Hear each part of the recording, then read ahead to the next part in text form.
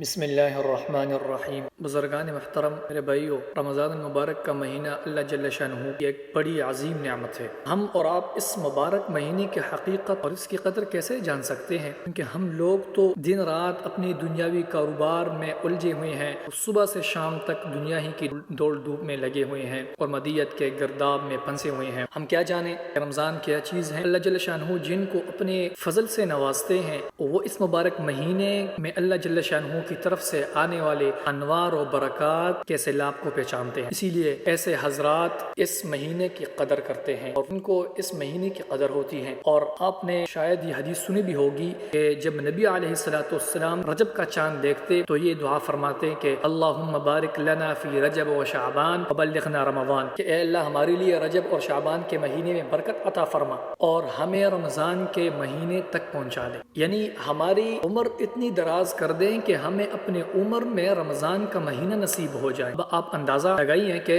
رمضان آنے سے 2 ماہ پہلے رمضان کا انتظار و اشتیاق شروع ہو گیا اور اس کے حاصل ہو جانے کی دعا کر رہے ہیں کہ اے اللہ یہ مہینہ نصیب فرما دے۔ یہ کام وہی شخص کر سکتا ہے جس کو رمضان مبارک کی صحیح قدر و قیمت معلوم ہو۔ اب سوال یہ ہے کہ حضور اقدس صلی اللہ علیہ وسلم کو یہ اشتیاق اور انتظار کیوں ہو رہا ہے کہ رمضان مبارک کا مہینہ آ جائے اور ہمیں مل جائے؟ وجہ اس کی یہ ہے کہ اللہ تعالیٰ نے رمضان مبارک کے مہینے کو اپنا مہینہ بنایا ہے اور ہم لوگ چونکہ ظاہر بین قسم کے لوگ ہیں اور اس لیے ظاہری طور پر ہم سمجھتے ہیں کہ رمضان مبارک اس کی خصوصیت صرف یہ ہے کہ یہ روزوں کا مہینہ ہے، اس میں روزے رکھے جائیں گے اور تراویح پڑھی جائیں گے اور بس۔ لیکن حقیقت یہ ہے کہ بات یہیں تک ختم نہیں ہوتی، بلکہ روزے ہوں یا تراویح ہوں یا رمضان مبارک کی کوئی اور عبادت ہوں، یہ سب عبادات ایک اور بڑی چیز کی علامت ہے کہ اللہ تعالیٰ نے اس مہینے کو اپنا مہینہ کہا ہے اور اس کو اپنا مہینہ بنایا ہے۔ جو لوگ 11 مہینے تک مال کی دوڑ دھوپ میں لگے رہیں اور دنیاوی کاروبار میں الجھے رہیں، خواب غفلت میں مبتلا رہیں، تو اللہ تعالیٰ فرماتے ہیں کہ